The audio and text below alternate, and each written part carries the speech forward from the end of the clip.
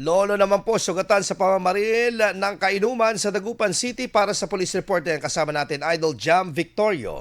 104.7 IFM Report.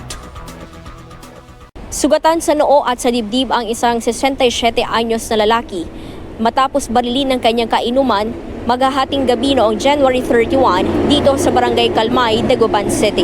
Ayon sa inisyal na investigasyon, nauwi sa mainit na sagutan ng inuman ng biktima, sospek at ng ilan pang kasamahan na kalaunan ni humantong sa Pamamaril.